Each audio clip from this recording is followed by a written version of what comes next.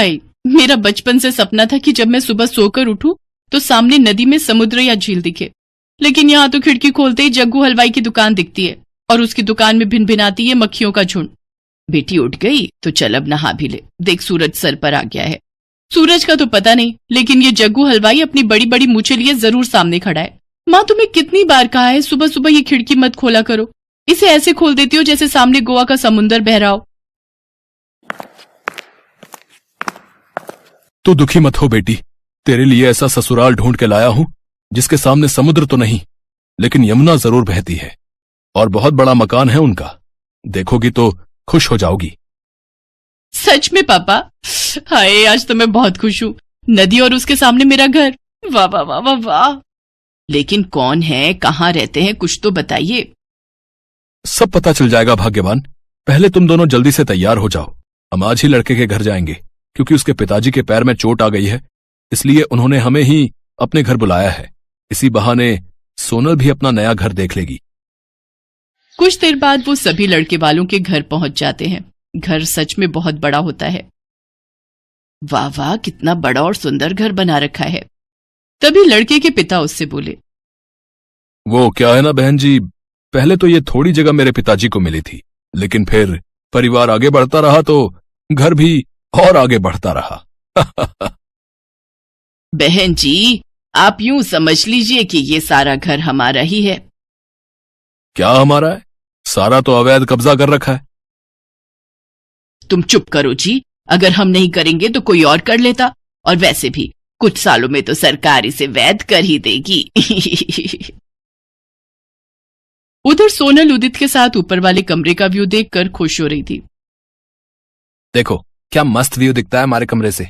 अरे लोग तो मरते हैं शहरों में ये गोवा वाली फीलिंग लेने के लिए। बिल्कुल सही कहा जी, मुझे तो ये रिश्ता मंजूर है। क्या मैं आपको पसंद हूँ? आप भी मुझे बहुत पसंद हैं।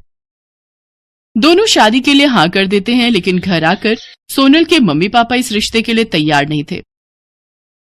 तुमने देखा ना कि उन लोगों ने कैसे यमुना जी पर कब्जा किया हुआ है। मुझे कुछ नहीं पता, मैं तो उसी घर में जाऊंगी। आई बड़ी, उसी घर में जाऊंगी। यहाँ तो तेरे एक बाल्टी पानी ही उठाने में हाथ दुखते हैं। भगवान न करे अगर कभी वहां पानी भर गया तो तू इतना पानी कैसे निकालेगी? हाँ, लेकिन सोनल उनकी एक नहीं सुनती। उसे तो बस वही कमरा चाहिए था जहां से रिवर व्यू दिखे। फिर बच्चों की जिद के आगे माँ बाप को झुकना ही पड़ता है। और फिर उदित और सोनल की शादी हो जाती है। अरे बहू, अब नीचे भी आ जा। सारा दिन कमरे में बैठी बैठी बस ये रिवर व्यू ही देखती रहती है। इस कमरे से व्यू कितना सुंदर लग रहा है। यहाँ तो मुझे ऐसा लग रहा है जैसे मैं गोवा के होटल रूम में हूँ, पर काश यहाँ रूम सर्विस भी हो जाती। फिर सोनम घर के कामकाज में लग जाती है। अगले दिन उसकी सास उसे अपने साथ यमुना घाट पर कपड़े धोने ले जाती है। वाह, कितना मजा आ रहा है। कपड़े धोने के बाद वो सारा साबुन वाला गंदा पानी यमुना नदी में बहा देती है।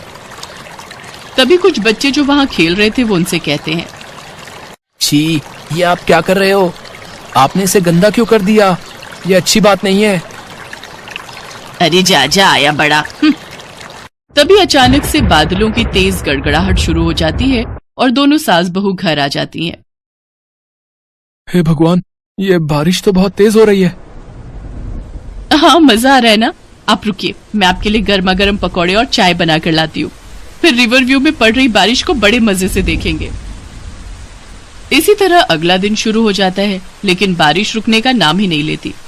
एक तरफ जहां बहू बारिश के मौसम के व्यू के मजे ले रही थी, तो वहीं दूसरी तरफ उसकी सास और ससुर परेशान थे। देखो जी, ये बारिश तो 2 दिन से रुकने का नाम ही नहीं ले रही। याद है ना, आज से 20 साल पहले जो हुआ था? हाँ हाँ याद है।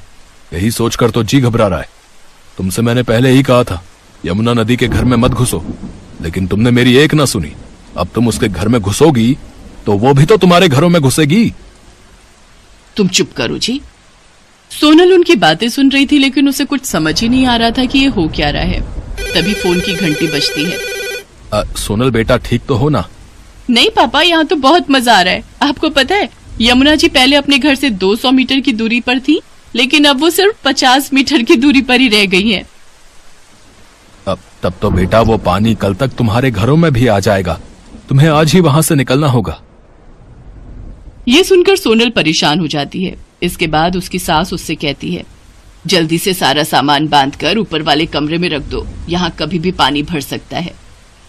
वो सभी मिलकर सारा सामान ऊपर वाले कमरे में रख देते हैं कि तभी नीचे पानी घर के अंदर आ जाता है।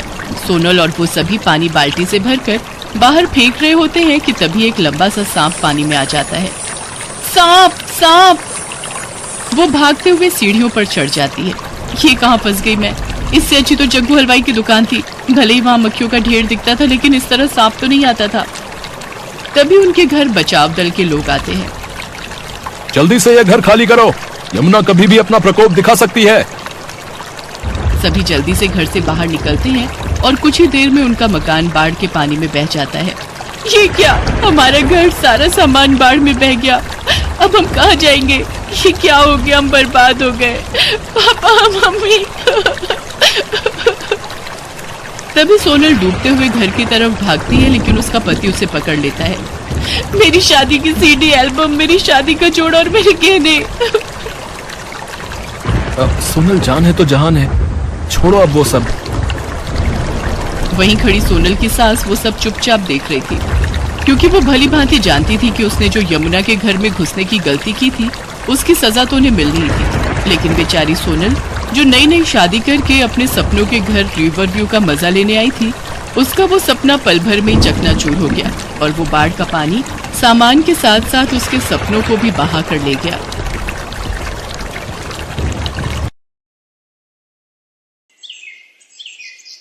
किशनपुर गांव में राघव नाम का एक व्यक्ति अपनी मां गोमती और बहन सुधा के साथ रहता था। गोमती और सुधा स्वभाव से बहुत ही तेज तर्रार थी।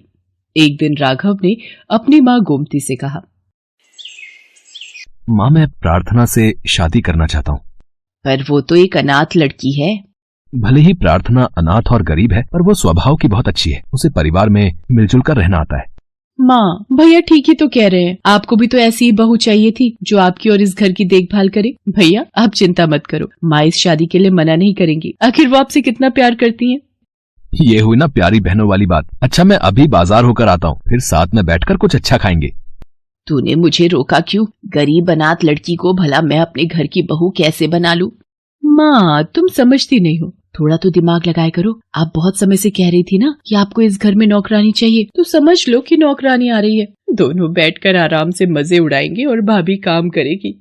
मेरी बेटी कितनी समझदार हो गई है। आखिर गई तो तू मुझ पर ही है ना। चल ठीक है, आने दे इस नौकरानी को घर में। अच्छे से काम ना निकाला तो मेरा भी नाम गोमती नहीं। राघव प्रार्थना से शादी कर लेता है। प्रार्थना बहुत ही सुंदर थी और स्वभाव की बहुत ही अच्छी। न जाने कितने अरमान लेकर प्रार्थना शादी करके ससुराल आई थी, पर उसे नहीं पता था कि उसकी सास और ननद उसके साथ नौकरानियों जैसा व्यवहार करेंगी। क्या हुआ माँ, खाना लाने में इतनी देर कैसे लगा रही हो? मुझे काम पर जाना है, देर हो रही है। मैंने प्रार्थना बहू को मना किया था कि तू अभी रहने दे, अभी तुझे रसोई के बारे में कुछ भी नहीं पता, पर उसने भी जिद कर ली थी। मैं देख कर आती हूँ कि वो क्या कर रही है। माँ जी, मैं बस खाना ला ही रही थी। आपने कटहल की सब्जी बोली थी ना, तो उसे साफ करने में समय लग गया। लाओ मुझे दे दो, मैं राघव को दे देती हूँ। तुम थोड़ी देर कमरे में जाकर आराम कर लो। क्या हुआ माँ, खाना तुमने बनाया है? हाँ, वो कटहल की सब्जी तुझे पसंद है ना, पर वो प्रार्थना बहू को बनानी नहीं आती, इसलिए मैंने ही बना दी। चल बैठकर खा ले। अरे वाह माँ, कटहल की सब्जी तो तुमने बहुत ही स्वादिष्ट बनाई है। अच्छा, मैं काम पर जा रहा हूँ। राघव काम पर चला जाता है। गोमती और सुधा इसी तरह प्रार्थना से नजरें बचाकर राघव से झूठ बोलती थी। गोमती और सुधा को तो बस इसी मौके का इंतजार था। वो दोनों सीधे प्रार्थना के कमरे में जाती हैं। ओ महारानी, बहुत हुआ आराम, चल अब काम पर लग जा। पर माँ जी, मैंने तो रसोई का सारा काम समेट लिया, अभी तो कोई काम ही नहीं बचा है। देखा माँ, इसकी तो जुबान भी निकल आई है। जैसा मैंने कहा है वैसा करो चुपचाप। कपड़ों का ढेर लगा हुआ है, पहले वो धो लो और उसके बाद रसोई में बर्तन पड़े हैं, वो भी करने हैं। चलो माँ, कर लेगी अपने आप, नहीं करेगी तो करवाना हमें आता है। बेचारी प्रार्थना सारा दिन घर के काम करती रही। गोमती और सुधा इसी तरह प्रार्थना पर अत्याचार करती रहती थी, पर बेचारी प्रार्थना किसी से भी कुछ नहीं कहती थी। वो चुपचाप सारे काम कर लेती थी। प्रार्थना, तुम्हें यहाँ किसी चीज की कोई कमी तो नहीं है ना? तुम मेरे साथ विवाह करके खुश तो हो ना? अगर मैंने इनसे माँ जी और सुधा दीदी के लिए कुछ भी कहा तो ये मेरी बातों पर विश्वास नहीं करेंगे। मेरा चुप रहना ही ठीक है। नहीं नहीं, मुझे यहाँ पर कोई परेशानी नहीं है। माँ जी और सुधा दीदी मेरा बहुत ख्याल रखती हैं। बेचारी प्रार्थना अपने पति से भी इस बारे में कुछ नहीं कह सकती थी। एक दिन प्रार्थना जब चाय छान रही थी तो उसके हाथ पर गरम गरम चाय गिर गई, जिसकी वजह से उसका हाथ जल गया। अरे अब तुम्हारा तो पूरा हाथ जल गया है। चलो मैं तुम्हें डॉक्टर के पास ले चलता हूँ। डॉक्टर के पास जाने की जरूरत नहीं है, मैंने बर्फ लगा ली है, कुछ ही देर में ठीक हो जाएगा। अरे तू क्यों चिंता करता है, मैं और सुधा हैं यहाँ इसका ध्यान रखने के लिए। तुझे जरूरी काम से दूसरे गांव जाना है ना, फिर तुझे आने में रात हो जाएगी।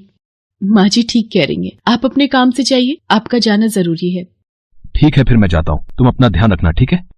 राघव को गए अभी कुछ ही देर हुई थी कि अचानक सुधा आई और गोमती से बोली, माँ अब रसोई का काम कौन करेगा? इसने तो हाथ जला लिया है। मेरी सहेलियां आ रही हैं, मैं उन्हें क्या खिलाऊंगी? अरे तू चिंता क्यों करती है, यही बनाएगी खाना सबके लिए। और वैसे भी राघव रात तक वापस नहीं आने वाला, तो उसको कुछ पता ही नहीं चलेगा। और अगर इसने अपनी जुबान खोली तो फिर ये नहीं जानती मैं इसका क्या हाल करूंगी। प्रार्थना रोती जा रही थी और सारा काम कर रही थी। उसने अकेले ही ढेर सारा खाना बनाया और सबको खिलाया। प्रार्थना का मन बहुत दुखी था और उसके हाथ में भी दर्द था। जब सुधा गोमती के साथ अपनी सहेलियों में व्यस्त थी, प्रार्थना रोती हुई चुपचाप घर से चली गई और रोती हुई दूर एक नदी के किनारे जाकर बैठ गई। मैं क्या करूं भगवान, मेरे ऊपर इतने अत्याचार हो रहे हैं, मुझे कुछ समझ नहीं आ रहा। मैं अपना दुख किसे कहूं? प्रार्थना फूट फूट कर रो ही रही थी कि तभी नदी में से एक देवी प्रकट होती है। तुम रो मत बेटी, तुम अपना दुख मुझे कह सकती हो। आप कौन है? बेटी मैं नदी की देवी हूँ, तुम मुझे माँ कह सकती हो। प्रार्थना नदी की देवी को अपनी सारी दुख भरी कहानी बताती है। नदी की देवी प्रार्थना से कहती है, प्रार्थना ये एक जादुई नदी है, अपना हाथ इस नदी के पानी में डुबो दो। माँ मेरा हाथ बिल्कुल ठीक हो गया। अब तुम्हें चिंता करने की कोई जरूरत नहीं है, जो भी तुम्हें रुलाएगा तुम्हारे आंसुओं की नदी में बह जाएगा। अब तुम बिना घबराए घर जाओ। प्रार्थना घर आ जाती है, पर तब तक राघव भी घर आ चुका था। देखा राघव बेटा, सारा घर का काम छोड़कर ये घूमने चली गई। मैंने और सुधा ने मिलकर ही सुधा की सहेलियों के लिए सारा खाना बनाया। अरे हमने तो इससे इतना कहा था कि तेरा हाथ जला हुआ है तो तू आराम कर ले। हमने इससे काम करने के लिए थोड़ी कहा था, जो ये चुपचाप हमें बिना बताए चली गई। ये सब क्या देख रहा हूँ प्रार्थना, तुम्हें माँ और सुधा से क्या परेशानी है? भैया ये तो हम दोनों से ही जलती हैं। जिस दिन से ये आपके साथ शादी करके आई है, ये हमें एक आंख पसंद नहीं करती। नहीं नहीं, ऐसी कोई बात नहीं है। मैं तो सारा खाना बना कर ही गई थी, मेरा मन उदास था इसीलिए कुछ देर के लिए चली गई थी। अगर तू सारा खाना बना कर गई थी तो हम दोनों माँ बेटी क्या झूठ बोल रहे हैं? राघव अगर तुझे इस पर विश्वास है तो एक काम कर, हम दोनों माँ बेटी यहाँ से हमेशा के लिए चले जाते हैं। अब तो भाभी तुम्हारी कलेजे में ठंडक पड़ गई होगी। हम दोनों माँ बेटी को घर से बेघर क्यों कर रही हो? तुम्हें तो शर्म आनी चाहिए, हमारे ऊपर झूठा इल्जाम लगाती हो। मैं सच कह रही हूँ, ये लोग मेरे से बहुत काम करवाती थी और आज भी मैंने ही खाना बनाया है। प्रार्थना रोते रोते राघव को अब तक की सारी बात बताती है, पर अचानक प्रार्थना की आंखों से गिरे आंसू एक नदी का रूप ले लेते हैं और गोमती और सुधा उस नदी में डूबने लगती हैं। नदी के ऊपर गोमती और सुधा के द्वारा किए गए अब तक के सारे अत्याचारों का चित्रण आ जाता है, जिसे देखकर राघव गुस्से में आ जाता है। राघव बेटा बचाओ, हम डूब रहे हैं।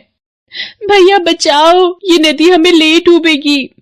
माँ सुधा, मैंने सब देख लिया है। तुम लोगों ने प्रार्थना पर कितने अत्याचार किए, पर ये बेचारी कुछ भी नहीं बोली। अब यही आप दोनों को बचा सकती है। प्रार्थना बहू, हमें माफ कर दो, हमसे गलती हो गई। हमने तुम्हें बहुत दुख दिए, हमें बचा लो। भाभी मैंने आपको बहुत सताया, पर मैं मरना नहीं चाहती, मुझे माफ कर दो।